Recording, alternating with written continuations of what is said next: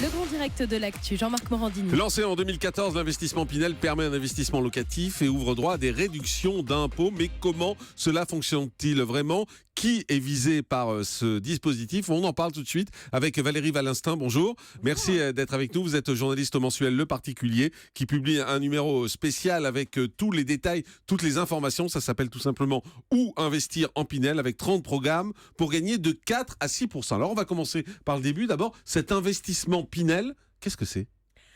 Alors, vous êtes investisseur, vous achetez un logement en principe neuf, vous achetez un logement neuf et en contrepartie d'un engagement locatif de 6, 9 ou 12 ans, vous bénéficiez d'une réduction d'impôt qui peut représenter de 12 à 21% de votre investissement. C'est-à-dire, pour être clair, j'ai un peu d'argent, j'achète un logement et je m'engage à ce que ce logement soit loué.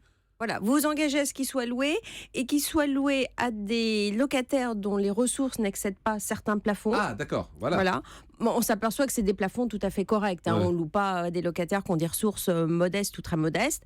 Et vous vous engagez aussi à respecter des plafonds de loyer.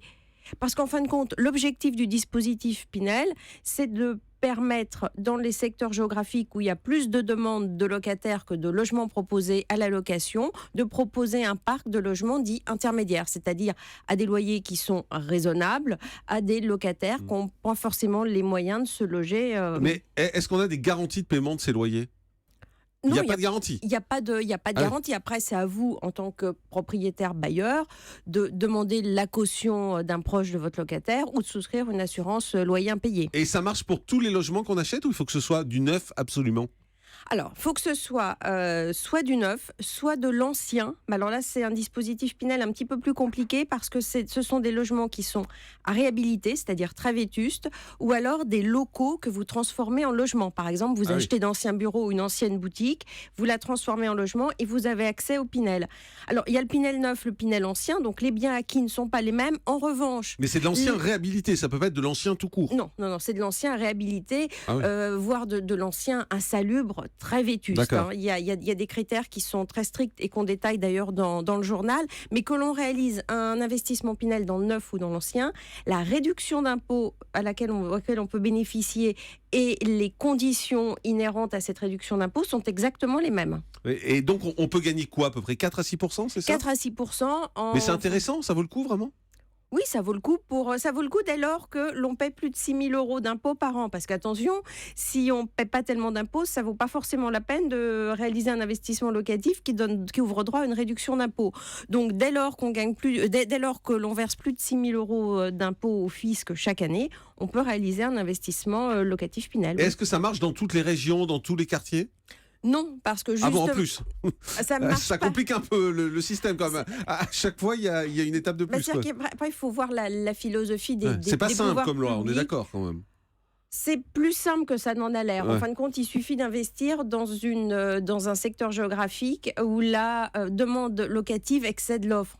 Et de toute façon, Et ça, il y a des listes ? Comment ça se passe ? Il y a une liste, oui, absolument. Grosso modo, c'est la région parisienne, les grandes métropoles régionales, et puis le pourtour méditerranéen, et puis la partie de la Haute-Savoie, de l'Ain, qui est limitrophe de la Suisse. Mais de toute façon, en tant que bailleur, on a intérêt à investir dans une commune où la demande locative excède l'offre. Mais comment on peut sécuriser cette opération locative ? Il y a des façons ? Oh ben oui, c'est tout simple. Déjà, vérifier que la commune dans laquelle on souhaite investir est éligible. Voilà, vérifier son dynamisme. Ça, c'est tout à fait simple. Il y a le site de l'INSEE qui, pour toutes les communes, recense le nombre d'habitants, l'évolution de la population, le revenu moyen par habitant. Donc, ça vous permet déjà de savoir si vous êtes dans une commune dynamique ou pas. Après, vous regardez la qualité du programme. Vous regardez la localisation géographique du programme au sein de la commune. À côté des commerces, des transports, enfin bon, les critères de choix qui vont séduire les candidats locataires. Et puis après, vous vérifiez aussi que le bien qui vous intéresse correspond à la demande locative, parce qu'inutile d'investir... D'acheter quelque chose de trop grand ou de trop petit s'il n'y a pas de demande dessus. Si vous investissez dans un studio et qu'il y a pléthore de studios proposés à la location, vous ne le louerez pas ou vous ne le louerez pas dans de bonnes conditions. Et puis enfin, vous vérifiez bien que le locataire que vous allez mettre dans les lieux est éligible, c'est-à-dire que ses plafonds, ses ressources ne dépassent pas les plafonds prévus par la loi. Et puis à vous de fixer un loyer qui respecte les plafonds, mais qui surtout aussi est dans le marché. Et c'est important ce que vous dites, ce dernier point, de vérifier que les ressources du locataire respectent bien les plafonds imposés par le législateur. Autrement, on perd tout.